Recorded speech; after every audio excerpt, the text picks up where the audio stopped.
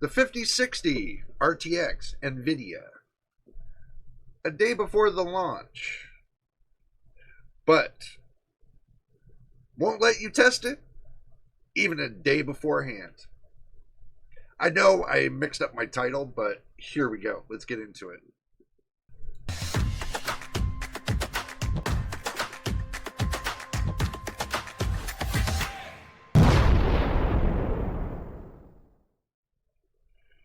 Well, welcome back, friends, to the channel. What if a graphics card launched, but the benchmarks were controlled by a manufacturer? That's exactly what's happening with the RTX 5060. It's not good. The history of tight controls over the media previews and how they've fine-tuned which tests to get published. What should be tested?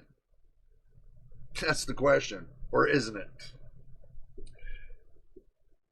Let's see what they did with the breakdown of the key points that they're using here for the preview. It seems that if you don't participate in the preview, you're not going to get reviewer drivers. This is what everybody's talking about. The restrictions, if you don't do the preview. No independent driver testing, limited comparison to older RTX models, like 3060 or the 2060. Locked in game sections like Cyberpunk, Hogwarts Legacy, and so on. Forced the use of multi-frame generation, MFG, making direct performance comparisons misleading. What is NVIDIA hiding? That's the question. Well, let's see. VRAM limitations. 8 GB potential bottleneck for the future titles. Could be possible. I don't kind of care for companies doing this to reviewers, even though that they don't send me nothing, but maybe one day they will, but maybe they'll understand where we're coming from on this side. And I'm not going to mislead my subscribers or my viewers in any other direction other than to the truth. So, are they basically downplaying the performance? Issues at a higher resolution? Could be. Why aren't the RX 9060 XT and Intel Arc series included in the official comparison? Well, the 9060 XT didn't come out. How are they going to compare it?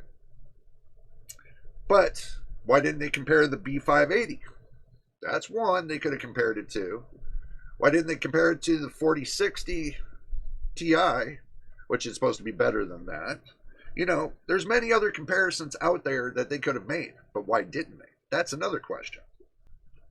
Based on the past GPU rollouts and raw specs, it seems transparency is not really the key anymore. So compared NVIDIA's tactics to past controlled GPU launches, like the 4060 Ti's VRAM concerns, it's back again. Why is independent testing important?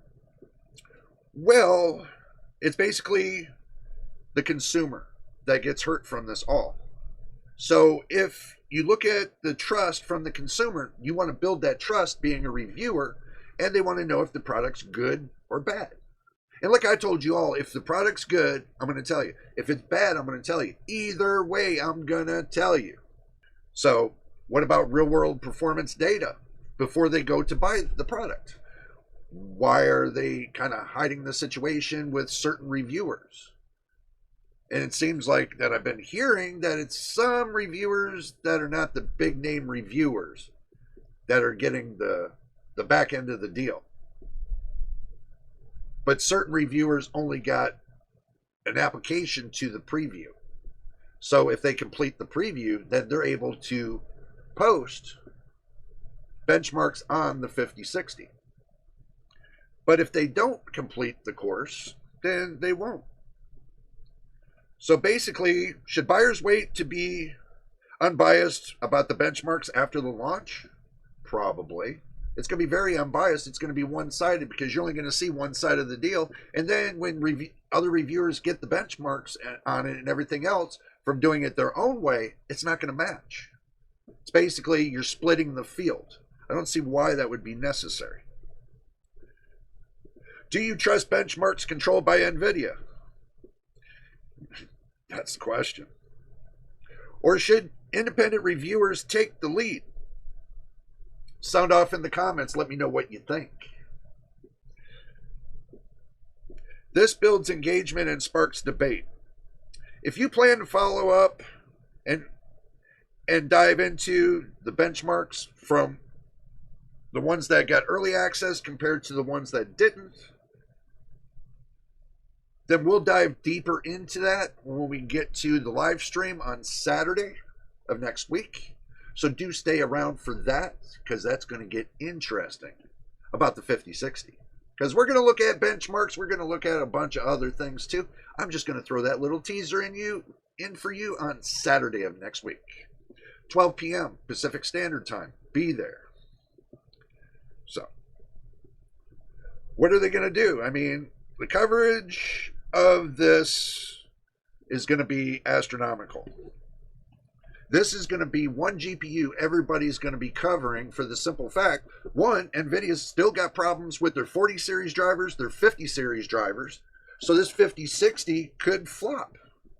It could be like everybody's saying. But I want to hear you say it. Leave a comment on this as well. Is it dead on arrival? Question. That's a question to you to leave in the comments.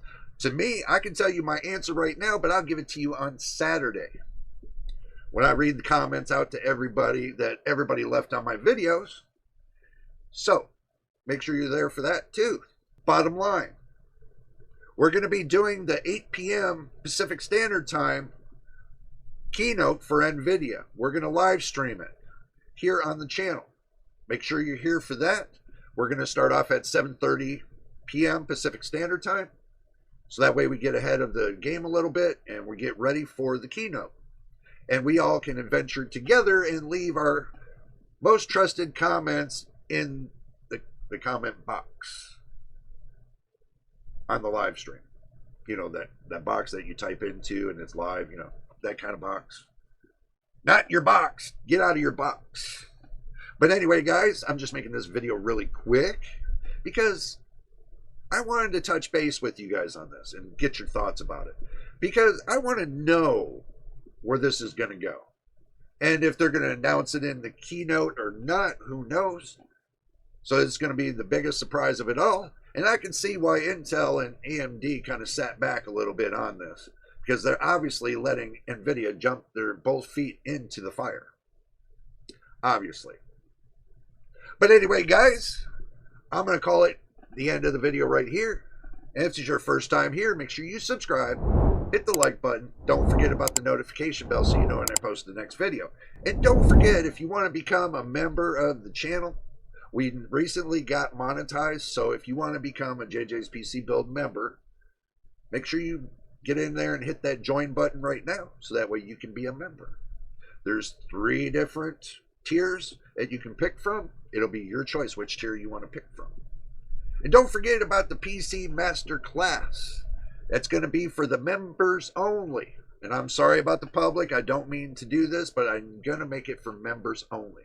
And we're going to be starting that next week. I haven't given you guys a time yet because I haven't concreted a time down, but we will next week.